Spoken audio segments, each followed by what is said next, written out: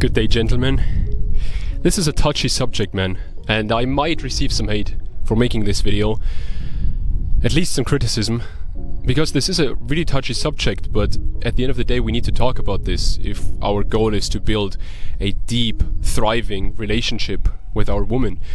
Because at the end of the day, man, this learning what I'm about to tell you, if I had learned this a couple of years ago, it would have saved me so much time and so much struggle, because at the start of my relationship 5.5 years ago, I was addicted to watching pornography and masturbating and orgasming to that.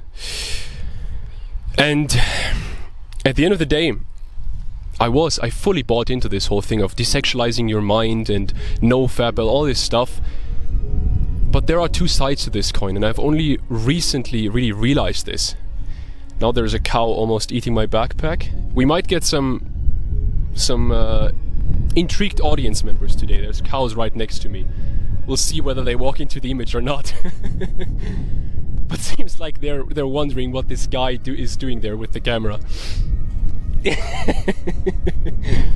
Anyways, boys, we need to talk about this, because there are two sides to this coin of desexualizing your mind.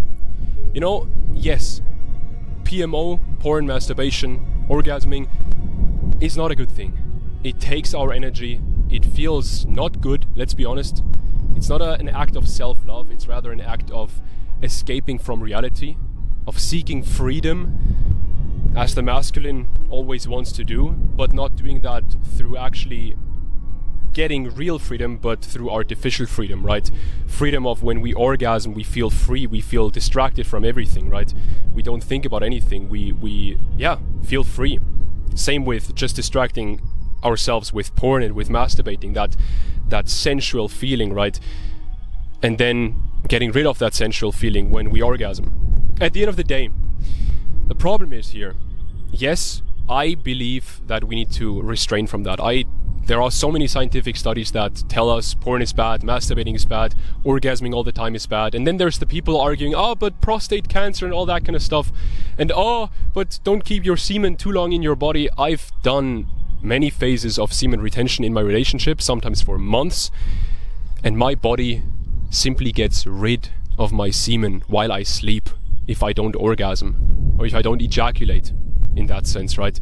So I don't really buy into that whole thing, to be honest. The problem though is there's the extreme side of that, where men go and they deny that they have this desire and this lust. And at the end of the day, what happens there is when a man really just doesn't acknowledge that he has this desire for sex, this desire for orgasming, this desire for freedom in that sense, and completely desexualizes his mind, which I don't even think is possible, to be honest. Like, I've tried, and still, when I see a rock that is kind of shaped like an hourglass figure, right? You're still like, something tingles, right? When you see that rock. And so I don't think it's even fully possible to desexualize your mind if you're still in an age where you are able to reproduce as a man, right? At the end of the day, the men who completely deny this, what happens is they usually don't do this out of freedom or out of good intentions. They do this because they want to hide from that. And unfortunately, what happens then is these men build a very dense shadow within themselves. And rather than gaining control over themselves, in the long term, what usually happens is they actually lose control over themselves. These are the men who do unspeakable things to women because they, instead of learning to cultivate this energy, they try to suppress it, but they can't suppress their natural energy. And so they build this shadow that then takes control of them, and that then leads them to doing things that no one wants to do, but some people do in the end, right? Now I realize this just got a little bit dark, so let's now get back to the topic of this whole channel, which is relationships. And the thing is, with relationships, a sex-starved relationship usually isn't good for both parties. Both parties don't feel satisfied in that relationship, right? Sex is extremely important. And the thing is, amazing sex, enlivening sex, starts when we let ourselves go. So it's the other end of the spectrum, right? Instead of controlling ourselves completely, we now need to let ourselves go, but not to the point where, and you likely know this already because I think you're a man who is aware of the dangers of pornography, for example, not to the point where we fall back into old habits of watching pornography and letting ourselves go to that point, right? Now, before I tell you how I found that balance between letting myself go too much but also controlling myself too much and building that dense shadow, I want to quickly let you know that if your relationship right now is in a phase, in a state where your love life isn't going well, or the whole relationship isn't going well, what you can always do is you can book a free call with me and I will help you. So consider that. Now, apart from that, what I did is, now that the cow is peeing, sorry, that distracted me. What I've done is, I found, first of all, understanding and empathy for this part of myself that has this intense desire and that in the past had this intense lust. And yeah, I really found understanding for this part, saw where this part was coming from and tried to understand this part more and more. And at the end of the day, that has not only led to me feeling more secure about my sexuality, me feeling more secure about my desires, but also me being able to not have to control this part with like a clenched fist, but rather being able to let this part go, let this part wander a bit, which then has led to better and better sex over the years. And I'm still working on this, by the way. Just letting you know, I'm 23 years old, like, I'll be honest. I'm very far. I'm in a 5.5-year relationship at 23 and that relationship is thriving. But there are things that I'm still myself working through, which is also why I think that my clients make so much progress, because I still am able to give them so much because I'm continually learning more and more, right? I'm in the trenches myself, just a few years ahead of them, right? Now, the next thing that I did was I became very clear about whether I was feeling lust or desire in one moment, because that's the real difference that we have to make here. Am I feeling lust, which is often why we pursue pornography and masturbation and then ejaculating to that, right? But desire is something completely different, and desire is extremely important because that's what you want to feel. You want to feel desire to pursue your woman, and she wants to feel desired by you, right? So this is extremely important. The thing here is, it is honestly, if we're being honest to ourselves, it is quite easy to make that discernment, if that's the right word. I'm German, so don't quote me too much on that, but I think it's the right word. It's quite easy if we're being honest to ourselves, when we're being honest to ourselves. And so what I did was I became more decisive. There's this quote of like about courage or something. It's not about not feeling the fear, but going through the fear, becoming more courageous, right? It's not about getting rid of that feeling of fear. It's about becoming more courageous. It's not about getting rid of that feeling of desire. It's about really realizing, is this desire or is it lust? And with lust, don't get rid of that as well. Understand it, but learn how to control it. Actually, don't suppress it. Learn how to control it. Learn how to sometimes maybe let it out in healthy ways, right?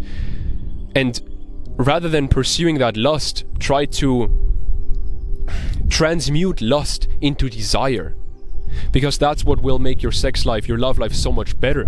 If you're able to really transmute, I think that's the best word, this lust into desire, and then pursue sexually with desire. And so the thing for me was, I suppressed both of these things, because start of my relationship, right, pretty quickly I noticed like, hey, I'll be honest, like my sexual functions back then, they weren't there. Had problems with erections, had problems with coming way too quickly, and just feeling insecure about my whole sexuality because I had watched porn so much, right? Since I was like 12, 13 years old. And the thing is, I got rid of that addiction very quickly, actually.